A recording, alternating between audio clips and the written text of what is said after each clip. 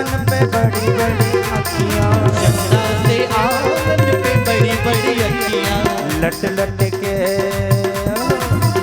अजी लट लट के रे घुघराली गुलाम तेरो बनवाली। अरे सुन बरसाने वाली गुलाम तेरो बनवाली। सभी लोग भाव से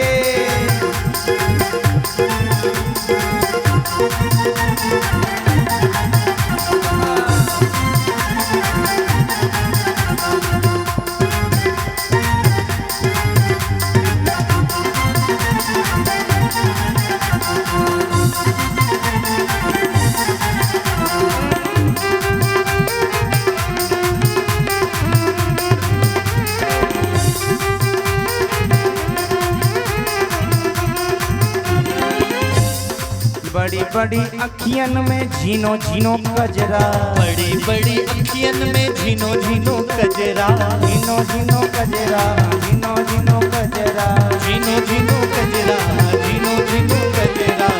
बड़ी बड़ी अखियन में झीनो झीनो कजरा, बड़ी बड़ी अखियन में झीनो झीनो कजरा।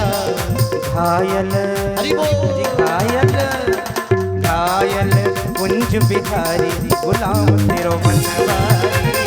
सुन बरसाने वाली गुलाम तेरो बनवाली। हो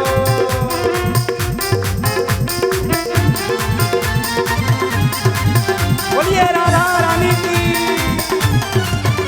घूमते हुए सभी लोग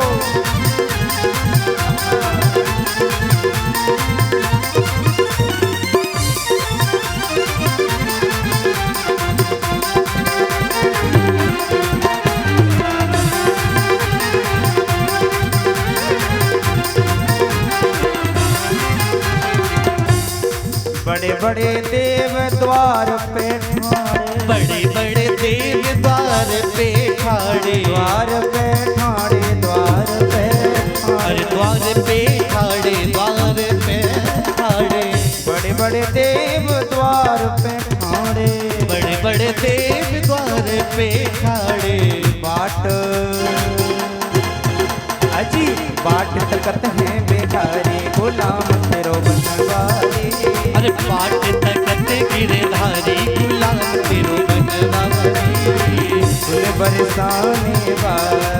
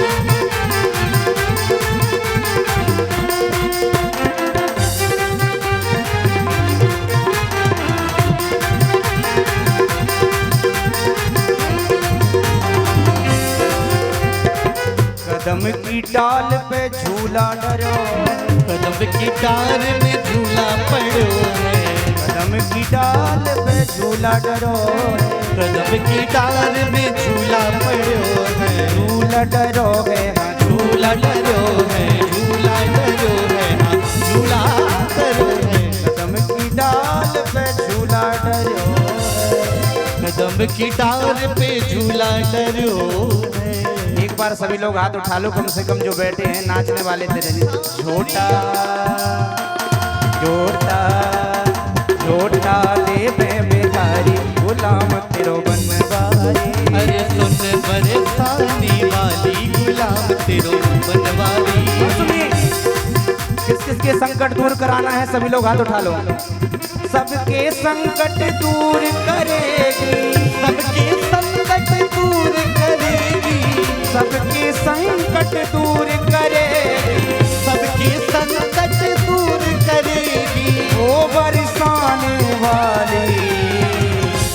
अब तो उठा लो कम से कम हाथ भैया।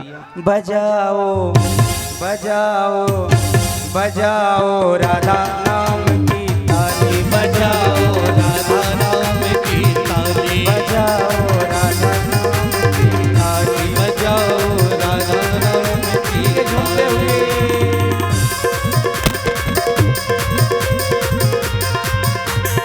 हे प्यारे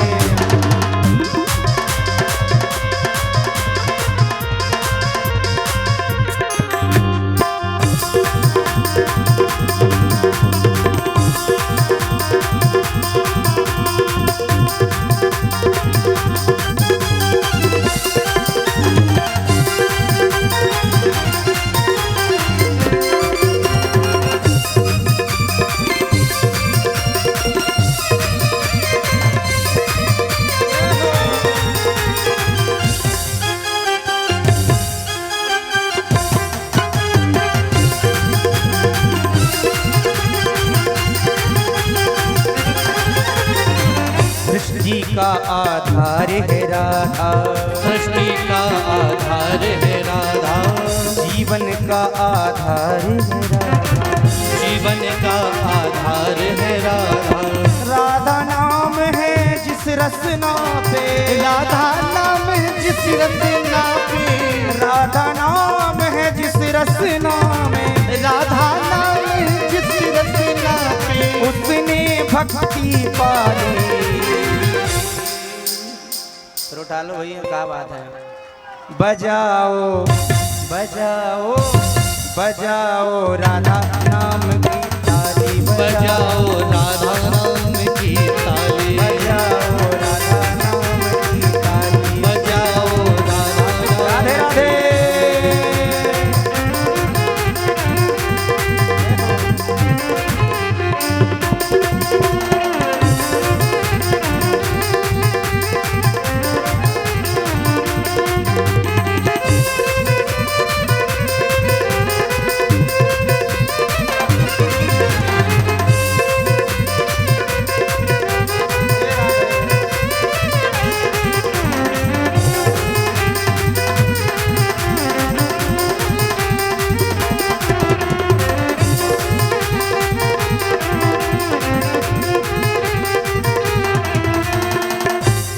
सुधा बरसाने वाली, प्रेम सुधा बरसाने वाली, प्रेम सुधा बरसाने वाली, प्रेम सुधा बरसाने वाली, करुणा रस झलकाने वाली, अरे करुणा रस छलकाने वाली, करुणा रस झलकाने वाली, करुणा रस छलकाने वाली।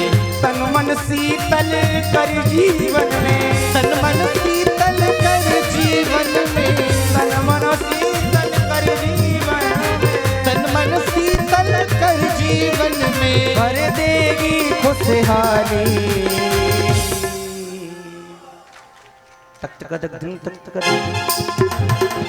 अरे अंग्रेजों के मंदिरों में देखो कैसे लोग भगवान को याद करते हैं। दोनों हाथ उठा लो कम से कम। बजाओ बजाओ बजाओ राधा नाम की ताली, बजाओ राधा नाम की ताली, बजाओ राधा नाम की ताली, बजाओ राधा नाम की ताली। सबके संकट दूर करेगी, सबके संकट दूर करेगी, सबके संकट दूर करेगी, सबके संकट दूर करेगी, वो बरसाने वाली। बजाओ बजा लो बजाओ राधा नाम की ताली, बजाओ राधा नाम की ताली, बजाओ राधा नाम की ताली। राधे राधे राधे राधे राधे राधे राधे राधे राधे राधे राधे राधे राम में राधे राधे फुलपुरी में राधे राधे आली देवर राधे राधे अपराधी में राधे राधे गोवर्धन में राधे राधे कम्मा में राधे राधे यदीपुरा में राधे राधे यदीपुरा में राधे राधे आगत्य में राधे राधे। जोर से बोलो राधे और जोर से राधे राधे प्रिया बोले राधे राधे नैना बोले राधे राधे राधा बोले राधे राधे माला बोले राधे राधे भक्त बोले राधे राधे और जोर से राधे राधे हाथ उठाकर राधे राधे हाथ उठाकर राधे राधे ताली बजाकर राधे राधे ताली बजाकर राधे राधे राधे राधे राधे राधे राधे राधे राधे राधे जय जय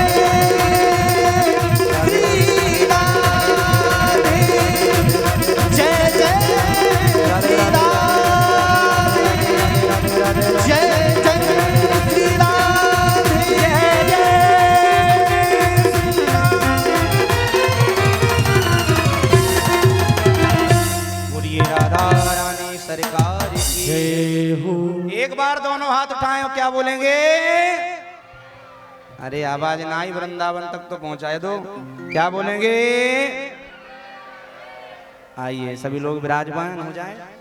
और भगवान श्री सुखदेव जी महाराज कहते हैं बड़ा आनंद लुट रहा है आज एनएफसी कॉलेज में, स्कूल में, सागर की पावन भूमि पर आज बड़े ही आनंद के साथ में विश्राम दिवस में इतना सुंदर सभी का भाव सुखदेव जी महाराज ने कहा है कि आगे चल करके भगवान ने सुभद्रा का विवाह अर्जुन के साथ में कराया है।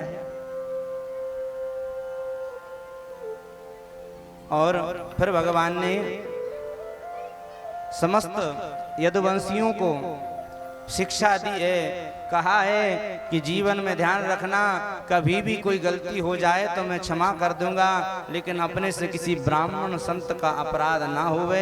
ऐसा श्री द्वारकाधीश नित्य अपने बाल गोपालों को बैठाल करके श्रवण कराते हैं। इसी के साथ में भागवत का 10वां स्कंध विराम 11 स्कंध में मुक्ति का वर्णन है और यदुवंशियों को संतों का श्राप लगा हुआ है। मुक्ति दो प्रकार की होती है, एक होती है सद्यो मुक्ति, एक होती है क्रम मुक्ति। सद्यो मुक्ति में सीधा शीघ्र रूप में भगवान के धाम को डायरेक्ट चला जाता है भक्त, लेकिन क्रम मुक्ति में क्रम के साथ में भगवान की भक्ति और भगवान के चरणों का सेवक होता है। क्रम मुक्ति है नवदा भक्ति, क्रमशः श्रवणम कीर्तनम विष्णु भगवान की ओर बढ़ते हैं, उसी का नाम है क्रम मुक्ति। एक दिन की बात है कि भगवान के द्वारका में बहुत सारे ऋषि चतुर्मास करने आए थे। तो चतुर्मास करने के लिए संत महात्मा आए तो उस भगवान के ग्वाल वालों ने भगवान के जो पौत्र आदि थे उन्होंने ब्राह्मणों का मजाक उड़ाना कर दिया प्रारंभ। और एक सांब नाम का बालक एक महात्मा के पास पहुंच गया और महात्मा से कहता है, महात्मा जी यदि आप जानकार हो तो बताओ हमारे भाभी के का होगा। अब साम्य के पेट में सुंदर तो था ही, जब पेट में कपड़ा बांध करके महात्मा जी के पास ले गए तो महात्मा जी ने कहा सब कोई नाक बंद करे, कोई आंख बंद करे, किसी को पता ही ना चले। दुर्वासा ऋषि बैठे थे, बड़े क्रोधी स्वभाव के थे। दुर्वासा ऋषि ने कहा आओ बालको हम बताते हैं तुम्हारे भाभी के क्या होगा। और क्रोध में आकर के कहते हैं भगवान श्री दुर्वासा ऋषि मूर्खों तुमको समझ शर्म नहीं आती है, भगवान द्वारकाधीश की वंशज होकर के तुम ब्राह्मणों का अपमान करते हो। जाओ मैं तुम्हें श्राप देता हूँ, तुम्हारी भाभी के बालक तो नहीं होगा लेकिन इतना बड़ा मूसल पैदा होगा तो मुसलम कुल नाशनम, सारे यदुवंशियों का नाश कर देगा। अब ये घबरा गए, भागे भागे गए राजा के पास। उस समय द्वारकाधीश थे नहीं, उग्रसेन के पास पहुंच गए। तो जब वस्त्र खोल करके देखा तो महाराज उससे एक बड़ा सा मूसल पैदा हुआ। उस मूसल को चूरा बनवा करके समुद्र में फेंकवा दिया गया। वही एक भाग एक मछली निकल गई और वही चूरा जो था उस मूसल का वो समुद्र में एक एरिका नाम की घास बन करके प्रकट हो गया, जो आजकल नदियों के पास में खड़ी रहती है, बड़ी पैनी धार की होती है, उसी का नाम है एरिका। तो जो मूसल वो मछली निकली अपने अंदर लीली थी, वो मछली को किसी ने पकड़ लिया और उसका भेदन कर लिया। उससे जो लोहे का टुकड़ा निकला वो एक बहेली को दे दिया, उसने अपने बाण पर चढ़ा लिया। और एक दिन की बात है, आज भगवान के द्वारिका में ऋषभ देव के 9 पुत्रों का आगमन हुआ है, जिनका नाम है नवयोगेश्वर। प्रेम से बोलो राधे राधे। अब नवयोगेश्वर का संवाद सुनाएंगे तो बहुत समय हो जाएगा, मूल पाठ से तो कथा पूरी हो ही रही है, उनका केवल नाम सुन लीजिए। कवि हरि अंतरिक्ष प्रबुद्ध पिप्पलायन आवर हो द्रुमस चमस और करभाजन, ये 9 प्रकार के ऋषि हैं जिनको कहते हैं नवयोगेश्वर संवाद। नवयोग शब्द संवाद बड़ा सुंदर है। सुखदेव जी महाराज ने भक्तिहीन पुरुषों की गति की कैसा वर्णन किया है। जो भक्तिहीन पुरुष होता है वो नरकगामी होता है, और जो नास्तिक होता है वो भगवत धाम नहीं, बड़े से बड़े 28 प्रकार के जो नरक होते हैं उनमें जाकर के वो अनेकों जन्मों तक यातना भोगता है। ऐसा सुखदेव जी महाराज राजा परीक्षित को बता रहे हैं। जीवन में जब भी जिससे भी शिक्षा मिले शिक्षा लेनी चाहिए, ऐसा इस शास्त्र का आदेश है। आज दत्तात्रेय गुरु ने अपने जीवन में 24 गुरु बनाए हैं, इनसे सबसे शिक्षा ली है। दीक्षा गुरु जीवन में एक होता है, लेकिन शिक्षा गुरु कितने भी हो सकते हैं। जिससे अच्छी बात मिले उन्हीं को गुरु बनाना चाहिए। आइए, श्री दत्तात्रेय जी ने 24 गुरु किस किस को बनाया है। पृथ्वी वायु आकाशा अग्निश्चंद्रमा रवि कपोता अजगरा सिंधु पतंगो मधुकृत गजा मधुभा हरिणा मीना पिंगला कुरकुरोर्वका कुमारी सरकत सर्प ऊर्णनाभि शुपेश कृत। पृथ्वी को गुरु बनाकर के सहनशीलता सीखी, वायु को गुरु बनाकर के सर्वत्र भगवान की सत्ता है, ये वायु को गुरु बना, पृथ्वी वायु आकाश को गुरु बनाकर सीखी। भगवान सर्वत्र है और दिखाई नहीं देता, लेकिन है भगवान। जिस तरह आकाश पास में दिखता है, जितना जाओगे उतना दूर होता चला जाएगा। भगवान है तो दूर, लेकिन उसकी कृपा सब पर बराबर है। सत्ता भगवान की सब पर है। पृथ्वी वायु आकाश अग्नि चंद्रमा रवि। अग्नि से सीखा कि अग्नि में जो भी वस्तु जाती है सब जल करके राख हो जाती है। अग्नि कभी अपवित्र नहीं होती, इसलिए भगवान सर्व समर्थवान है। भगवान को कोई दोष नहीं लगता, लेकिन इस जीवात्मा को दोष लगता है। चंद्रमा से शीतलता से की, कबूतर को भी गुरु बनाया, अजगर को भी गुरु बनाया। कभी जीवन में ज्यादा अपने पेट भरण के लिए सीधे साधे लोगों की हत्या नहीं करना चाहिए, कभी जीव हत्या नहीं करना चाहिए। कर्म करके मेहनत करके जो मिल जाए, ऐसा शिक्षा अजगर ने दिया है। अजगर करे न चाकरी और पंक्षी करे न काम, दास मलूका कह गए और सबके दातारा। ये अजगर को शिक्षा गुरु बना करके शिक्षा ली है। मधुमक्खियों को गुरु बनाकर शिक्षा ली कि ज्यादा संग्रह करोगे तो एक दिन आएगा और सारी मधुमक्खियां तोड़ करके ले जाएगा। ये मधुमक्खी को गुरु बना करके शिक्षा ली। तो अनेकों गुरु को बना करके शिक्षा ली है महाराज। हिरणी को भी गुरु बनाया है, मछली को भी गुरु बनाया है, और समस्त प्राणी जीव आत्माओं को गुरु बना करके दत्तात्रेय जी ने अपने जीवन में शिक्षा ली है। उस कथा से केवल हमको यही शिक्षा मिलती है कि कभी भी हमसे बड़े बुजुर्ग अथवा हमसे बड़े ज्ञानी हमको सन्मार्ग की ओर ले जाने की बात कहते हैं, तो उनकी उस ज्ञान की चर्चा को हमारे जीवन में धारण करना चाहिए। यही मनुष्य मात्र का परम लक्ष्य है और यही मनुष्य मात्र का जीवन का उद्देश्य है।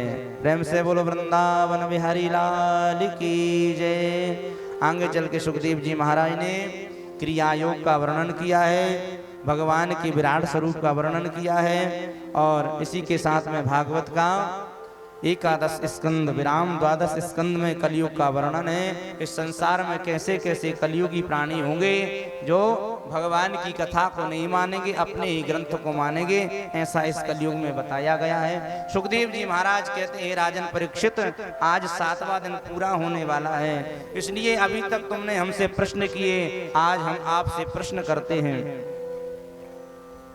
क्या प्रश्न किया? बोले राजन क्या तुम मरोगे? जैसा ये प्रश्न किया राजा से, राजा कहता है मेरा जन्म ही कहाँ हुआ है जो मैं मरूंगा। मेरा तो कथा सुन करके ये आत्मा शुद्ध विशुद्ध हो चुका है, इसलिए मेरा कभी ना जन्म होता है ना कभी मरण होता है। इस शरीर का मरण होता है, जन्म होता है। आत्मा तो कथा सुन चुकी, इसलिए परमात्मा का पार्षद बन करके परम धाम को चली जाएगी। बोले परीक्षित जी महाराज की। सुखदेव जी ने कहा, राजन मैं तुमसे यही सुनने की इच्छा रखता था। जो व्यक्ति कहता है मैं मरूंगा, पशु बुद्धि मीमाम जही, वो व्यक्ति पशु तुल्य है। इसलिए इस शरीर का मरना होता है, आत्मा तो भगवान की है और भगवान की रहेगी। नैनम छंदन्ति शास्त्राणि नैनम दहति पावकाः न चैनम क्लेदयन्त्यापो न शोषयति मारुताः। आत्मा को न कोई मार सकता, न गला सकता है, न जला सकता है। सारा योग क्रिया केवल भगवान के चरणों में समर्पित करना ही मनुष्य मात्र का परम धर्म है। इधर सुखदेव जी महाराज कहते हैं कि राजा परीक्षित, अब हमने आपको 7 दिन की पूरी कथा सुना दी। अपने मोक्ष का जो साधन था आपने श्रवण कर लिया, अब हमें आज्ञा दे। तो सुखदेव जी महाराज आज परीक्षित को 7वें दिन की कथा संपूर्ण विश्राम करा करके सुखदेव जी महाराज का परीक्षित आदि ऋषियों ने पूजन किया। और देखते देखते सुखदेव जी महाराज सुखताल की पावन भूमि से अपने स्थान को प्रस्थान कर गए। बोली सुखदेव जी महाराज की जय। अब कथाएं तो अनंत हैं, हरि अनंत, हरि कथा अनंता, लेकिन समय हमको इजाजत नहीं देता। सुखदेव जी महाराज तो चले गए, लेकिन इधर क्या हुआ? इधर सारे यदुवंशियों में महाराज झगड़ा प्रारंभ हो गया, युद्ध प्रारंभ हो गया। भगवान उद्धव को ज्ञान दे रहे थे, उद्धव अब हमारे 125 वर्ष पूरे हो चुके हैं, हम अब अपने धाम को जाना चाहते हैं। उद्धव जी ने कहा महाराज आप चले जाओगे तो धर्म किसकी शरण में जाएगा? आपने पहले दिन की कथा सुनी हो तो छठा प्रश्न था धर्मः कम शरणं गता, धर्म किसकी शरण में गया?